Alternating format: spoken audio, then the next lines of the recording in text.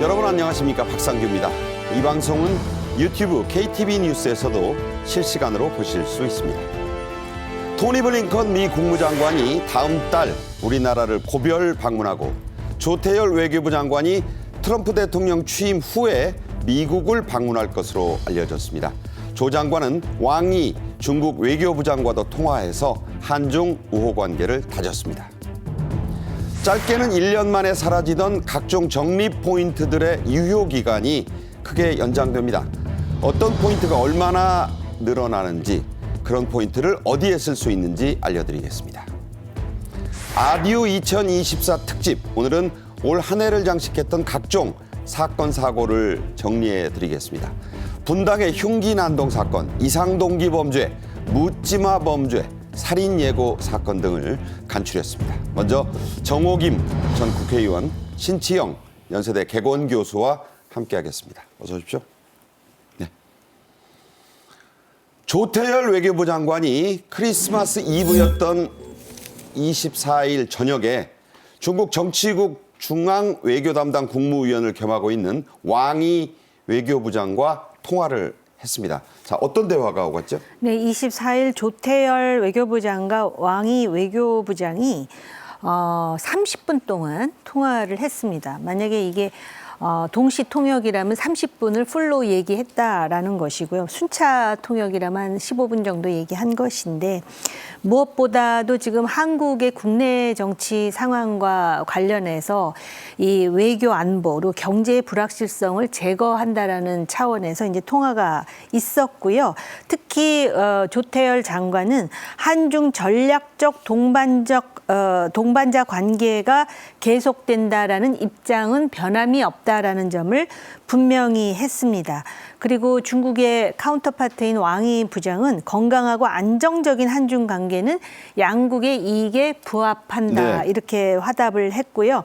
특히 내년에 경주 에이펙 개최 지지를 그 지지 입장을 다시 한번 확인함으로써 특히 외교부를 중심으로 해서 외교안보 정책에 있어서 일관성, 그리고 예측 가능성, 그리고 불확실성 제거라는 차원에서 의미 있는 대화라고 봅니다. 에이펙이라고 하면 시진핑 중국 국가주석이 이제 상황 변화가 지금 있긴 합니다만 내년 10월이니까 네, 얘기가 구체적으로 안 나왔지만 이 얘기도 있었다고 봐야겠죠? 그렇습니다. 그리고 특히 그동안의 그 한중 관계가 한미 동맹 관계를 강화하면서 불필요하게 긴장이 있다라는 오해의 소지를 좀 남겼었는데요. 그런 부분과 관련해가지고 그 한중 관계, 특히 에이펙 개최와 관련해가지고선 중국이 이를 재확인해줬다라는데 우리가 이제 지금 속단하기는 어렵지만 의미를 부여해야 될 것 같습니다. 네, 두 장관은 한반도 정세를 안정적으로 관리하기 위해서 방금 나온 얘기지만 이 전략적 소통을 지속해 나가자는 데 뜻을 같이 했다고 하네요. 네, 그렇습니다. 이번 통화가 이제 계엄 선포와 탄핵 사태 이후에 처음으로 이뤄진 통화였거든요. 우리나라로서는 지금 이런 불확실성 속에서 미국이나 중국, 일본 등 주요 국가의 그 외교 대화 채널을 복원하는 게 지금 굉장히 중요한 시점이고, 중국도 역시 마찬가지입니다. 중국 같은 경우에도 다음 달 취임하는 그 트럼프 미국 신임 대통령이 관세 폭탄을 물리겠다고 지금 이미 그 예고를 한 상태고, 그렇죠. 보호무역주의 속에서 우리나라뿐만 아니라 아시아, 일본, 다른 나라와 이 통상 관계를 어떻게 가져가야 될지에 대해서 지금 상당히 고민이 많은 상황이기 때문에 우리나라로서도 중국이 지금 최대 교역 상대국 아니겠습니까? 양국이 서로 지금 시급하게 대화 채널을 계속 유지해야 될 이런 필요성이 있기 때문에 이런 필요성에 의해서 통화가 이뤄진 것으로 보이고, 조금 전에 말씀하셨다시피 우리나라는 내년에 에이펙 회의를 계기로 해서 한중 정상회담을 지금 성사시키기 위해서 굉장히 그동안 공을 들여왔거든요. 네네. 그런 노력이 물거품이 되지 않도록 계속 대화를 유지를 해야 될 필요가 있기 때문에 특히 이제 27일 날 다이빙 주한 중국 대사가 취임을 하게 되면 이런 대화 채널이 훨씬 더 가속화될 것으로 이렇게 전망이 되고 있습니다. 네. 미국 얘기를 좀 해보죠. 한편 이 블링컨 미 국무장관 아직은 이제 바이든 행정부의 국무장관이 재임을 하고 있죠. 내달 초 중순에 그러니까 20일 트럼프 당선인의 대통령 취임식 전에 우리나라를 고별 방문할 예정이라고 합니다. 일본을 오는 길에 같이 들른다고 해요. 조태열 장관도 트럼프 당선인의 취임식 이후에 미국을 방문할 것으로 알려졌죠. 사실은 지난번 계엄이 선포되면서 미국의 국무부 부장관인 컬트 캠벨이 매우 심각한 오판이다라는 강력한 메시지를 전달해가지고 동맹 관계에도 균열이 생기는 게 아닌가라는 우려를 자아냈었는데 그랬죠. 바이든 행정부가 끝나면서 바이든 행정부 하의 블링컨 국무장관이 어쨌든 일본과 함께 한국을 방문한다라는 것에 의미가 있습니다. 왜냐하면 지난 12월에 미국의 오스틴 국방장관 같은 경우는 일본만 방문을 했었거든요. 그랬죠. 네. 근데 사실 한미일 동맹 관계가 최고 정책 결정자가 바뀌더라도 일관성 있게 지속성을 유지한다라는 상징적 차원에서도 이 블링컨의 방한은 매우 중요할 것 같고요. 또 아울러서 우리의 그 외교부 장관이 1월에 그 트럼프가 취임식을 하면 취임식 후에 미국 방문을 지금 추진하고 있거든요. 네네. 이게 왜 중요하냐면 그동안 한미일 동맹 관계가 강화된 것이 바이든, 기시다 그리고 윤석열 삼각체제에서 됐는데 지금 세 나라의 최고 정책 결정자가 다 이제 바뀌는 상황입니다. 네. 그렇게 물론 이제 대통령의 탄핵 심판이 어떻게 될지는 네네. 아직까지 확정된 것은 아니지만 그런 그 사실 그 불가 예측한 상황에서 한미 동맹과 한미일 외교 안보의 그 긴밀한 조율이 이루어진다라는 차원에서 이 블링컨이 어떤 메시지를 남기고 갈지도 주목해 봐야 될 것 같습니다. 현재 그 외교부 제1차관인 김홍균 차관이 미국을 방문 중입니다. 파트너라고 할 수 있는 커트 캠벨 미 국무부 부장관과 만났는데 여러 합의를 했다고 합니다. 주로 어떤 내용들이었나요? 우선 북한의 도발 가능성이라든지 또 그 러시아 우크라이나 전쟁에서 그 북한이 파병을 한 상황 아닙니까? 여러 가지 이야기를 했을 것 같고요. 특히 국내 정치가 불확실하고 상당히 혼란한 틈을 타서 북한이 어떤 식으로든 도발 가능성이 높아진다라는 점에 주목해서 연합 방위 능력을 강화하는 그러한 그 논의가 이루어졌습니다. 특히 커트 캠벨은 제가 조금 전에도 말씀을 드린 바로 그 커트 캠벨 부장관은 한국을 강력히 신뢰한다. 그리고 민주주의와 헌법에 대한 믿음을 강조하고 있습니다. 그러니까 어떤 식으로든 한국이 이 정치적 불확실성을 제거하기를 원한다라는 메시지를 에둘러 표현한 것이다. 이렇게 볼 수가 있고요. 네. 미국은 특히 이런 도전의 상황에서도 한국이 잘 되기를 바란다라는 메시지를 남기고 있습니다. 네. 자, 이 한중 관계는 정상화되고 있다 이런 말씀을 드렸습니다. 연말연시를 맞는 재개 분위기 그 어느 때보다도 차분합니다. 하지만 매우 뒤숭숭하고 위축돼 있는 것도 사실입니다. 먼저 삼성전자의 인사가 눈에 띄죠? 네, 그렇습니다. 대부분의 기업들이 연말에 정기적으로 임원 승진 인사를 하는데요. 이 재계 연말 인사는 이 기업들이 현재 경제 상황을 어떻게 인식을 하고 있느냐 이에 대한 메시지를 던지는 굉장히 중요한 이벤트로 받아들여지고 있습니다. 올해 지금 현재 상황 같은 경우에 아시다시피 계엄과 탄핵 사태로 불확실성이 굉장히 높아지고 있고 또 곧이어서 이제 미국의 트럼프 대통령이 취임을 하게 되면 보호무역주의가 상당히 강세를 띨 것으로 예상이 되고 있고 금융시장도 지금 굉장히 불안을 보이고 있어서 아시다시피 환율이 1,450원을 넘어서서 굉장히 급등하는 움직임을 보이고 있어서 우리 기업들이 지금 굉장히 내년 상황에 대해서 크게 긴장을 하고 있는 상황입니다. 이런 상황에서는 어쩔 수 없이 안정적인 임원 인사 그리고 임원 인사 승진폭을 좀 줄이는 인사를 할 수밖에 없는 그런 상황인데 삼성 같은 경우에 아시다시피 지난 상반기부터 반도체 위기론이 비등해지면서 이 생존이 위협받고 있다. 뭐 이런 평가까지 나오고 있는 상황이었어요. 그렇죠. 네, 그래서 이번 인사에서 부사장 35명, 상무 92명 해서 총 137명을 승진 발령을 내렸습니다. 작년보다 한 6명 정도가 줄어든 이런 인사인데 인사폭보다도 특히 좀 주목을 끌만한 것이 부사장 승진 규모가 35명인데 작년보다 16명이 줄어든 거의 겁니다. 절반 네, 이하로. 그렇습니다. 네.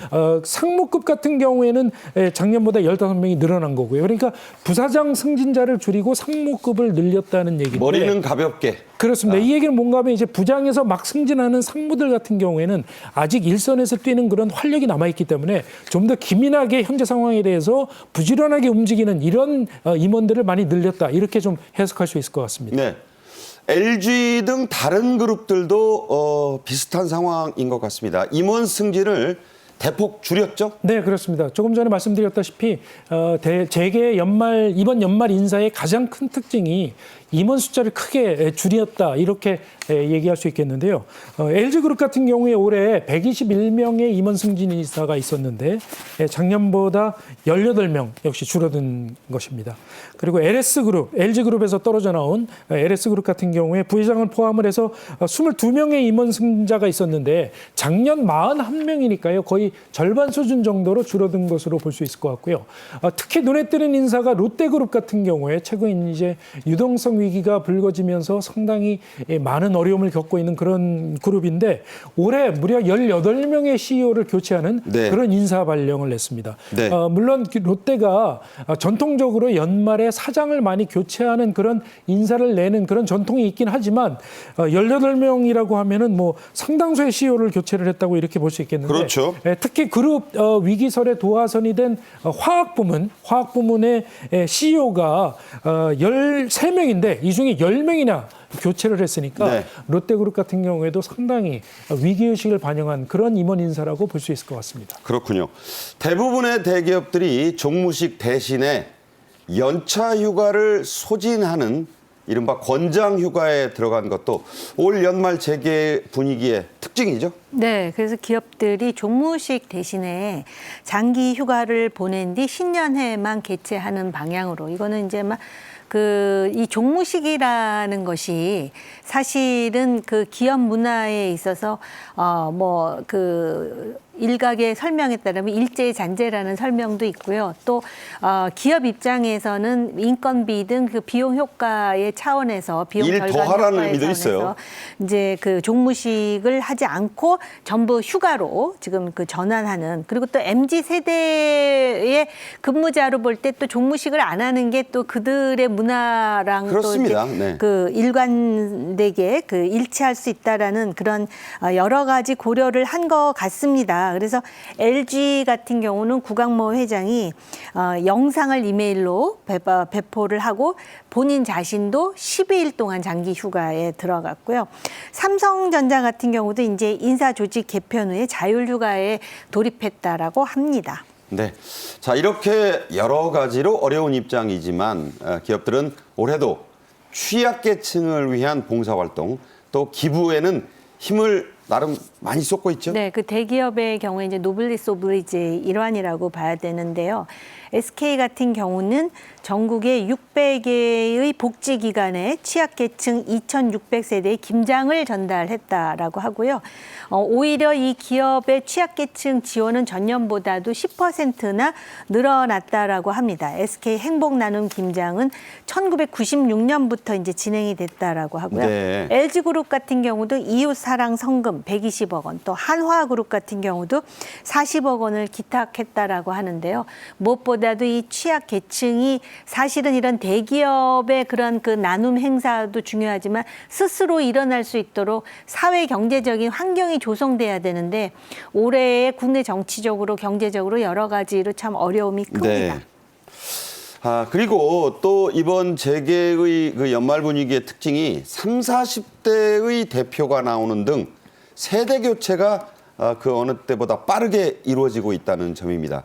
CJ그룹에서는 34살짜리 CEO가 나왔네요. 네, 그렇습니다. CJ그룹의 계열사 중에 CJ4D플렉스라는 회사가 있습니다. 이 회사가 CGV의 자회사인데요. 우리 영화 상영 방식 중에 4차원 영화 상영 방식이라고 해서 4DX라는 네, 이런 4DX라고 있죠. 상영 방식이 있거든요. 이 4DX 기술을 개발을 해서 보유하고 있는 회사입니다. 이 회사를 2013년에 CJ가 인수합병을 했는데 이 회사의 방준식 대표가 이번에 새로 선임이 됐는데 1990년생이니까 만 34세죠. 네. 만 34세에 회사 대표가 나왔으니까 굉장히 빠른 인사라고 할 수 있겠습니다. 이 방준식 대표가 2018년에 경력직으로 CJ에 입사를 해서 올 2월에 임원 승진을 했거든요. 그러니까 임원 승진을 한 지 9개월 만에 대표에 선임이 된 것이죠. 그러니까 경력직 입사 6년 만에 사장. 그렇습니다. CJ가 원래 이 성과주의 인사로 굉장히 정평이 나 있는데 방준식 대표 같은 경우에 해외에서 4DX 방식으로 영화 상영을 하는 그런 영화관을 많이 확보를 하는데 상당히 큰 실적을 보여왔다고 이렇게 평가를 받고 있습니다.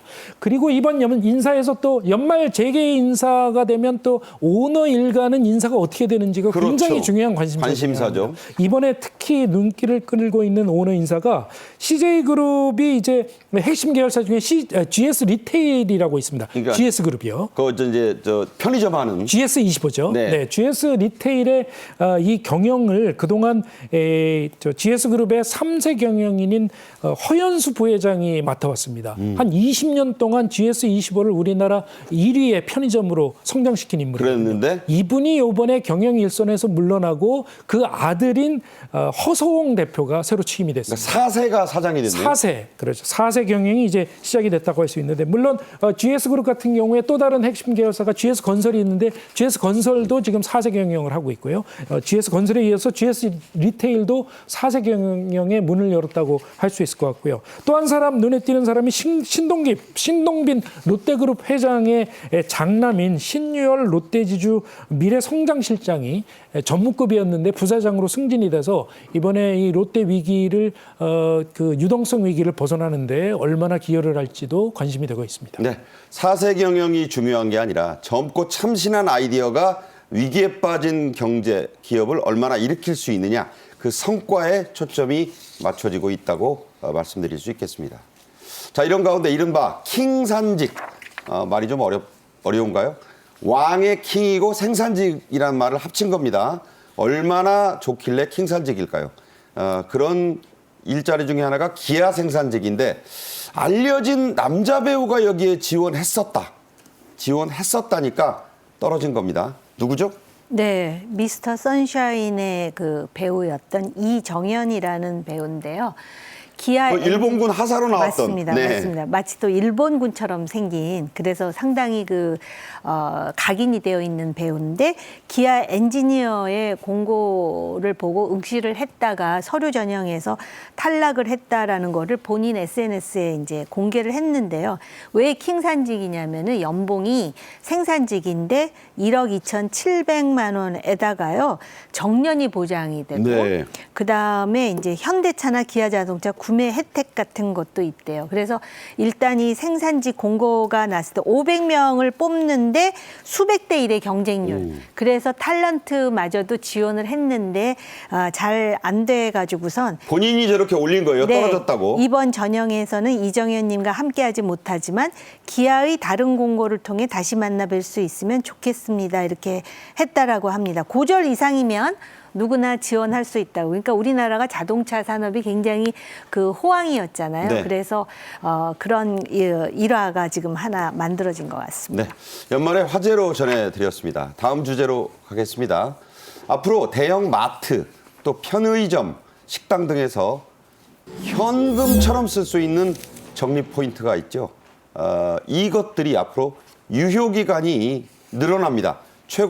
최장 5년까지라죠? 네, 그렇습니다. 공정거래위원회가 발표를 한 것인데요. 아시다시피 이제 백화점이랄지 유통업체 뭐 이런 데서 많이 와서 사용을 할수록 포인트를 쌓아서 현금처럼 쓸 수 있도록 이런 포인트 제도를 운영을 하고 있는데 이번에 5년까지 늘렸다고 하는데요.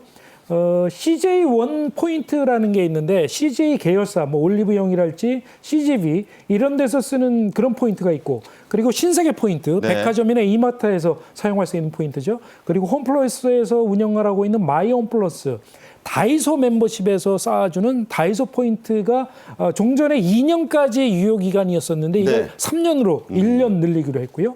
그다음에 CU 편의점에서 사용을 할 때 쌓이는 CU 멤버십 포인트가 3년에서 5년으로 늘어났습니다. 그리고 스노우 플랜이라고 하는 롯데마트에서 주는 그런 포인트가 있는데 이 포인트가 6개월에서 5년으로 4년 6개월이나 늘어났고요. 그다음에 쓱닷컴에서 쌓아주는 쓱포인트 1년에서 2년, 그리고 삼성 패션 멤버십이 역시 1년에서 5년으로 늘어났습니다. 이 포인트들은 이제 2026년부터 쌓이는 그런 포인트에 대해서 늘어나는 유효기간이 적용이 될 예정입니다. 내후년부터네요. 그렇습니다. 네.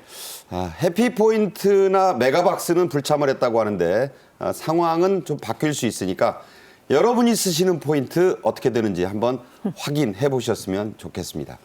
아울러 포인트 소멸을 고지하는 게 있잖아요. 이것도 변경이 됩니다. 이게 한 번이었는데 3번으로 늘렸다고 하는데요. 왜 그렇게 한 거죠? 왜냐하면은 이거를 한 번만에 고지해서 없어지면은 제대로 쓰지 못하고 촉박한 고지를 받고선 결국은 그걸 쓰지 못하고 사라질 수도 있지 않습니까? 소비자들 입장에서. 그래서 15일 전에 한 번 고지하는 것을 2달 전, 1달 전, 3일 전으로 확대를 했다라고 합니다. 3번 알려줘서 이제 대비하도록. 네. 그런데 이제 그 탑10 멤버십을 운영하는 신성통상의 경우에는 이런 연장안이라든지 고지 권고에 또 불참하기도 했는데요. 어쨌든 공정위와 소비자원은 기업들과 그 4차례의 간담회를 열어서 기업 사정에 맞춰서 운영 정책을 개선하겠다라는 입장입니다. 네. 항공기 타시는 분들, 여객기 이용하시는 분들, 이 마일리지 상당히 신경 쓰이시죠? 이게 좀 달라집니다. 특히 아시아나와 대한항공, 칼이 합병을 하잖아요. 그랬는데 이 합병을 앞두고 내년에 아시아나가 마일리지 털어내기, 용어가 좀 그런데 그걸 한다는데 왜 하는 겁니까? 네, 그렇습니다. 그러니까 아시아나 항공이 지금까지 2차례에 걸쳐서 했고 이번이 3차 이벤트인데 23일 오전 9시부터 지금 내년 1월 6일부터 19일까지 제주도를 오가는 비행기 좌석에 대해서 총 84편 9천석에 대해서 마일리지 좌석을 지금 판매를 하고 있는데요. 네. 이게 이제 그동안 1, 2차에 걸쳐서 했던 이벤트하고 합치면은 총 24,000석에 이르는 마일리지 좌석이라고 네. 하거든요. 그러니까 편도를 기준으로 하면 이제 이코노미 클래스가 5,000마일이 공제가 되고 비즈니스 같은 경우에 6,000마일이 공제가 되는데 요 이제 조금 전에 말씀하셨다시피 아시아나항공이 이제 곧 대한항공하고 합병을 하게 되는데 2년 동안은 대한항공의 자회사로 유지가 되다가 네. 2027년 2년이 지나면 합병을 합니다. 한 회사 되는 거죠? 한 회사가 되는데 그때 이제 마일리지도 통합을 하게 되겠죠. 네. 그런데 대한항공의 입장은 대한항공 마일리지와 아시아나 마일리지가 시장의 가치가 다르다. 그러니까 같은 값이 아니다. 그렇습니다. 하기 때문에 대한항공 마일리지 1마일리지에 대해서 아시아나 항공은 0.7 정도 마일리지가 될 것으로 지금 예상이 되고 있으니까 그러면 이제 고객들의 불만이 좀 쌓일 테니까 그 전에 사용을 하도록 유도하기 위한 그런 이벤트라고 볼 수 있을 것 같습니다. 나중에 불이익 보지 마시라 이런 얘기가 됩니다. 무조건 나쁜 것만이 아니에요. 물론 두 회사의 합병 이후에도 아시아나 고객들은 마일리지 사용이 가능은 합니다. 하지만 말씀 들으신 대로 1대1로 이 맞전화는 어려울 거라죠? 네, 그렇습니다. 아시아나 마일리지를 대한항공하고 합병해도 쓸 수는 있고요.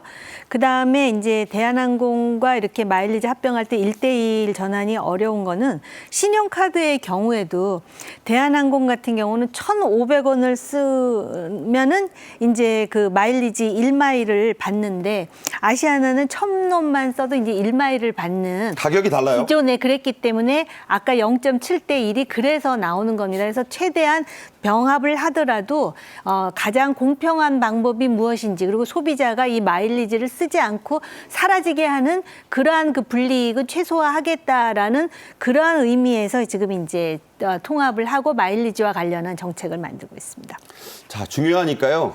혹시 나 몰랐는데 이러지 않도록 챙겨보시길 바랍니다. 그런데 이런 마일리지 털어내기를 국내선에만 적용하는 이유가 있습니까? 네, 지금 아시아나항공에 쌓여있는 마일리지가 무려 1조 원어치의 마일리지가 쌓여 있습니다. 1조 원. 1조 원. 네. 1조 원어치를 지금 빨리 털어야 하는데 그래서 국내선을 뭐 80편 넘게 이렇게 마일리지 좌석을 배정을 하고 있는데 사실은 항공사 입장에서는 현금을 내고 좌석을 끊는 고객이 우선이지 마일리지 좌석이 우선이 아니거든요. 그렇죠. 그러니까 아시다시피 대부분의 항공사들이 일반적으로 평수기에도 이 마일리지 좌석을 많이 확보를 하지 않습니다.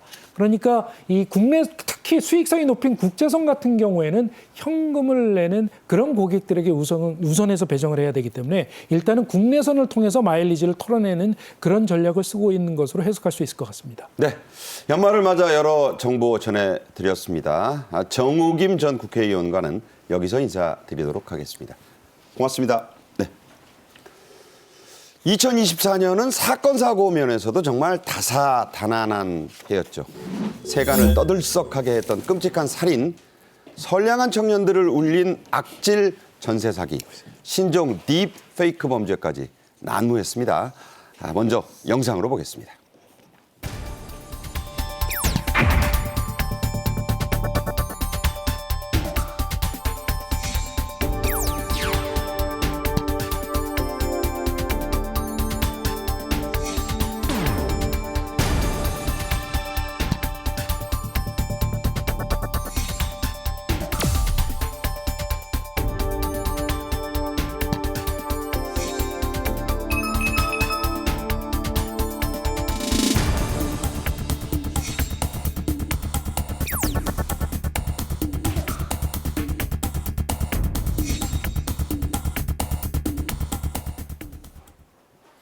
이번 주제는 백기종 동국대 법무대학원 지도교수도 함께 하시겠습니다. 안녕하세요. 네, 안녕하세요. 네.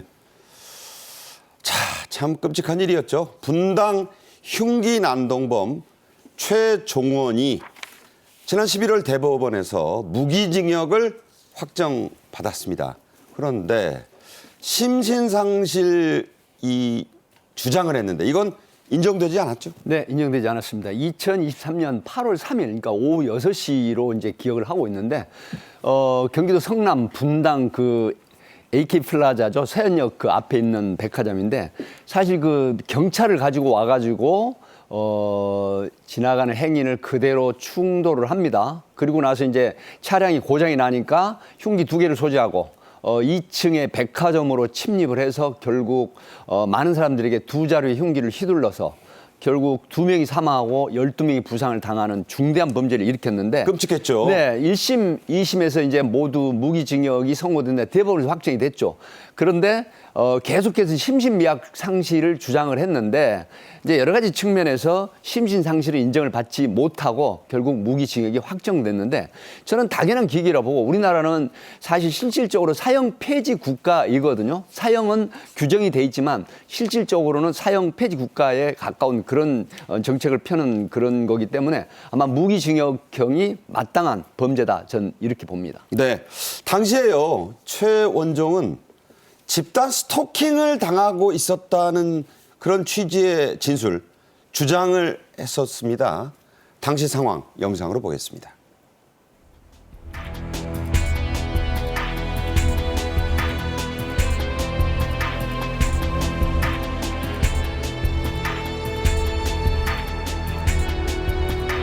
아직도 피해자들이 스토킹 집단 조직원이라고 생각하시나요? 제가 조직 스토킹 피해를 당하고 있었는데 간략히 말씀드리자면은 제가 몇 년 동안 이 조직 스토킹의 피해자였고 범행 당일날 너무 이 스토킹 집단의 괴롭힘을 당한 건 너무 괴로워가지고 네, 제가 이름을 최원종이라고 해야 되는데 자꾸 어떤 분하고 헷갈리네요. 묻지마 범죄, 예측이 전혀 되지 않아서 이게 마치 자연재해 같다는 말까지 나오고 있습니다. 그래서인지 최근 국립재난안전연구원이 관련 보고서까지 냈다고요? 네, 행안부사나 이제 국립안전재난연구원인데 이 매년 발간하는 사실 그 퓨처 세이프티 이슈라는 이제 매년 발간하는 책자가 있습니다. 여기서 보면 이제 이상동기 범죄 같은 경우에는 첫 번째가 이제 정신질환이라고 이렇게 규명을 했고요. 이제 두 번째 같은 경우는 빈부격차나 양극화, 소위 말하면 소득 양극화 현상이라고 했고, 또 세 번째 같은 경우는 이제 사회적 배제라고 이렇게 진단을 했거든요. 사실 일반적으로 보면 정신질환자의 범행 그 망상이라든가 환각 증세가 사실은 은둔형, 고립된 은둔형이라든가 소위 말하면 사회생활을 활발하게 하지 못하는 이런 계층에 있는 사람이 발현되는 똑같은 동기로 지금 드러났거든요. 네. 그래서 이제 이런 걸 사실 사회적 배제 속에 고립되는 그런 시스템을 막아주는 이런 형태의 연구인데 저도 굉장히 공감을 하는 부분이거든요. 아하. 왜 그러냐면 정신질환자가 결국은 망상이나 환각에 의한 피해 망상에 의한 범죄 또 은둔형 고립된 사람이 결국은 이 반인격적 또 반사회성 이런 게 발현이 되면서 범죄를 하는 이런 묻지마 범죄를 하거든요. 그렇기 때문에 이런 범죄인데 사실은 지금 우울증이라든가 뭐 조현증 이런 부분은 정신질환 검진을 확대하고 그다음에 이 정신건강복지센터 지자체에서 운영하는 이런 거하고 그다음에 정신건강의학과를 연계를 해서 사실은 사후관리를 하는 이런 안전진단이 필요하다 이렇게 지금 보고 있습니다. 네. 이런 묻지마 범죄에 대응하기 위해서 민간 경비원의 무장 또 그분들의 전문성을 강화해야 한다. 이런 목소리도 높아요. 네, 그렇습니다. 이 유통업체나 은행 같은 데 가면은 이제 민간 경비원들이 있거든요. 이분들이 경비업법에 따라서 이 이용객들의 안전을 책임져야 되는 이런 의무가 지금 부여가 되고 있습니다. 네. 그런데 이 경찰의 사법권이 없기 때문에 이 사람들이 자칫 이 범죄에 대응을 하다가 이 손해배상을 당할 수도 있고요. 또 이 강력 범죄 때문에 이 형사 처벌을 그렇죠. 당할 수도 있고 그렇죠. 이럴 위험이 있습니다. 또 한 가지 문제가 뭐냐면 조금 전에 말씀하셨다시피 이 경비업법에 따라서 이 사람들은 이 강력 범죄에 대응을 하기 위한 이런 무장을 할 필요가 없습니다. 그러니까 무장의 의무가 되어 있지 않기 때문에 네. 강력 범죄에 대응을 하는데 좀 미흡하다 하니 이런 무장을 할 수 있도록 예를 들면 최루 분사기 그러니까 분사기 같은 거를 좀 소지할 수 있도록 이렇게 해야 된다. 그렇죠. 법적으로 이런 지적이 나오고 있는 거고요. 또 한 가지 문제는 이 민간 경비원들이 사실은 이 전문적인 교육을 받은 경호원들이 아니어서 아니죠. 예, 그냥 일반 경비를 쓰는 경비업체, 용역업체 직원들이어서 조금 더 전문성을 좀 높여야 된다. 이런 주장까지 나오고 있습니다. 초보도 가능하다. 이렇게 얘기한다는 거는 상당히 문제가 있어요. 그렇습니다. 그런 광고로 이렇게 모을 정도로 전문성이 떨어진다는 거거든요. 좀 더 전문성을 확보하는 그런 조치가 필요할 것으로 보입니다. 네. 아무리 사람 구하기가 어렵대지만 저런 중요한 일에 초보도 됩니다. 이렇게 하는 것은 문제가 있다는 지적이었습니다. 묻지마 범죄에 휘말린다면 다를 기억하라. 이런 얘기가 있어요. 이거 어떤 얘기죠? 네, 달피신이라고 합니다. 앞에 글자를 따서 이제 달린다, 그 다음에 피한다, 신고한다 이런 얘기거든요. 그 앞에를 따서 또 네. 달피신. 네. 다다다라고 하는데 다다다보다는 달피신이 네, 달피신, 좀 머리 글자. 달린다, 네. 예, 피한다, 신고한다 이런 부분인데 달린다라고 하는 경우는 묻지마 범죄 같은 게 나왔을 때 현장을 빨리 신속하게 벗어난다라고 36개네요, 일단. 그렇죠. 36개 형태이죠. 그다음에 이제 피한다라고 하는 부분은 사실 현장에서 신속하게 피해가지고 안전 가옥이라든가 주변에 사람들이 많은 소위 그 안전하게 피할 수 있는 장소로 이동을 한다. 그러니까 달린다와 달리 대피죠, 그러니까. 그렇죠. 대피하는 형태죠. 그래서 자기 안전을 이렇게 지키는 이런 형태이고, 그다음에 신고한다는 현장에 안전하게 피하고 달려서 이 위치에 있을 때 이곳을 현장 상황을 알려주고, 그다음에 현장 위치, 그다음에 특히 이 묻지마 범죄의 가해자나 피의자에 대한 이런 특이사항이라든가 용모라든가 이런 걸 직접적으로 알려줌으로 해서 경찰관이 3분 이내에 보통 출동을 하거든요. 그렇게 되면 거기에서 현장에서 바로 체포할 수 있는 이런 형태를 도와주는 건데 이걸 다다다 내지는 달피신, 달린다, 피한다, 신고한다 이런 형태입니다. 네. 자, 올 들어 급격하게 많아진 범죄가 바로 딥페이크인데요. 청소년들이 가볍게 생각하고 저지르는 경우가 많았는데 얼마 전에 눈여겨볼 만한 판결이 있었죠? 네, 그렇습니다. 서울대 N번방 사건이라고 있었죠. 올해 있었죠. 5월에 알려져서 떠들썩했었는데요. 이게 서울대 졸업생을 포함한 몇 명의 남성들이 서울대 동문 여성들을 포함을 해서 61명의 여성들의 사진을 음란문하고 이렇게 합성을 해서 텔레그램을 통해서 유포를 했거든요. 이 사람들에 대해서 올해 10월에 지난 서울중앙지법에서 1심 판결이 나왔는데 주범에 대해서는 10년이 선고가 됐고 공범에 대해서는 4년이 선고가 됐습니다. 네. 그러니까 남성들이 상당히 가벼운 생각으로 여성들의 음란물을 이렇게 온라인상으로 유포를 하는 것을 받아들이는 이런 실수를 하는 경우가 있는데 이게 자칫 큰일 날 수 있다는 그런 경종을 울린 사건이라고 할 수 있을 것 같습니다. 네. 자, 이 딥페이크 범죄 한 번 퍼지고 이 골든 타임이라 할 수 있는 24시간이 지나면 피해자는 영원히 고통받을 수도 있다고 하는데요. 영상으로 보겠습니다.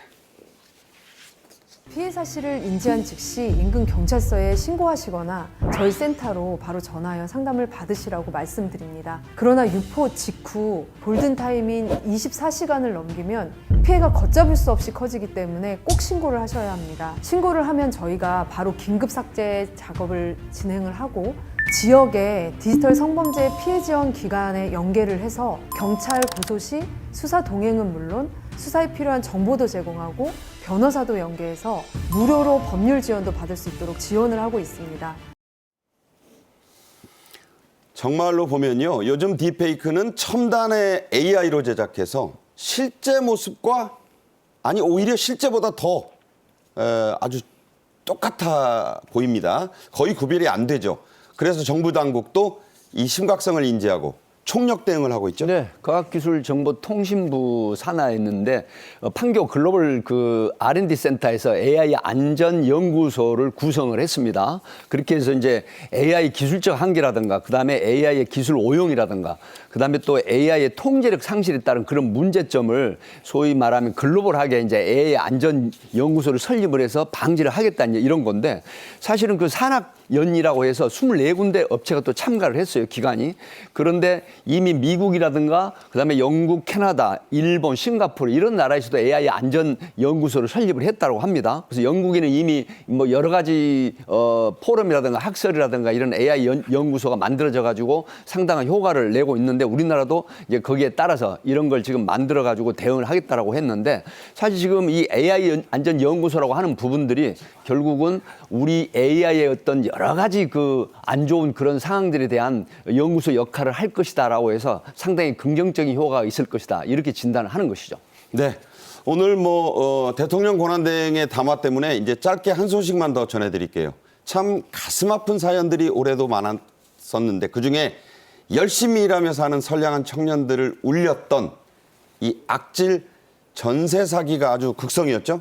네, 사실 그 부분이 이제 2-3년 전부터 굉장히 많았는데, 최근에 지금 부산에서 이 50대 이 남성이 9개 건물의 원룸, 투룸을 갖다가 이제 그 갭 투자 형식으로 해가지고 돈 하나도 없이 20대, 30대 사회 초년생이라든가, 그 다음에 신혼부부라든가 또 직장 초년생을 상대로 사기를 한 것이죠. 이렇게 돼가지고 결국 징역 그 15년이 확정이 됐는데, 1심 같은 경우에는 13년형이었는데 항소심이라든가 이런 곳에 이제 결국 2년을 더한 15년형이 선고됐는데, 여기에 따른 여러 가지 형태의 그 범죄가 여러 가지로 지금 경종을 주는 그런 판결이다, 이렇게 알려지고 있습니다. 네. 오늘 그 긴급 담화로 준비한 소식은 다 전해드리지 못했는데 여기서 마치겠습니다. 백기종 교수, 신치영 교수와 함께 했습니다. 고맙습니다. 네.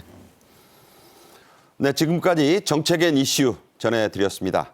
시청해 주신 여러분 감사합니다.